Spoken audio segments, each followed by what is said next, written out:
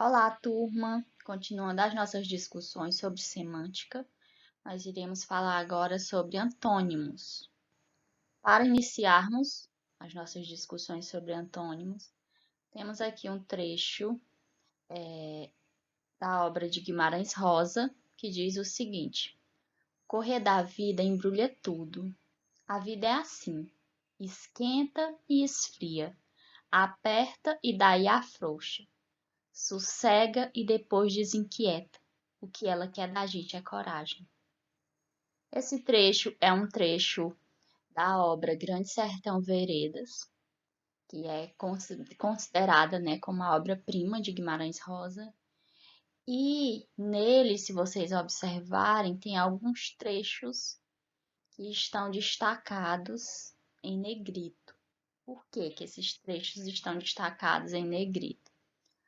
Exatamente porque se a gente for observar o que eles estão nos dizendo, né, o que eles repassam é exatamente essa ideia de contrariedade, de oposição.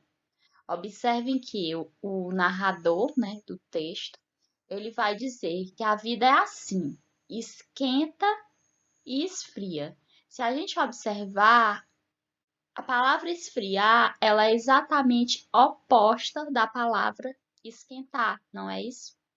Assim como a palavra aperta é oposta da palavra afrouxa. Assim como a palavra sossega é oposta da palavra desinquieta, certo? Então, o que nós temos aqui em relação a essas palavras que estão em negrito é exatamente os opostos das significações, ok? E aí, qual o nome que nós damos a isso? Antônimos são vocábulos que, em um determinado contexto, têm significados opostos ou aproximadamente opostos. Se nós já tínhamos visto anteriormente que os sinônimos são as palavras que têm significados semelhantes, os antônimos são as palavras que têm os significados opostos, certo? Então, aqui esse trecho é um exemplo de antônimo em que a gente pode observar essa oposição em relação ao significado das palavras apresentadas. Aqui eu trouxe só uma imagem, né, para que a gente possa ver que antônimos está relacionada à oposição do significado das palavras, né? Então, quando a gente pensa em antônimos, automaticamente a gente já tem que pensar em oposição, em opostos, tá certo? E aqui eu trouxe uma questão muito interessante para a gente pensar, porque nós já estudamos, né, as figuras de linguagem. Eu acho que vocês lembram que dentre as figuras de linguagem que nós estudamos, uma delas era a antítese. Nos textos, o jogo com as palavras e expressões semanticamente opostas cria a antítese, uma figura de linguagem que contribui significativamente para intensificar a expressividade da mensagem.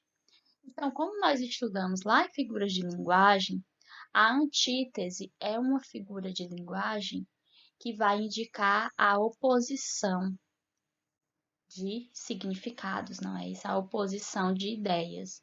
Então, o que a gente pode observar é que quando nós falamos em antônimos, uma das funções do antônimo é exatamente essa, né, de criar a antítese, que é a oposição de ideias no texto, principalmente no texto literário, não é isso?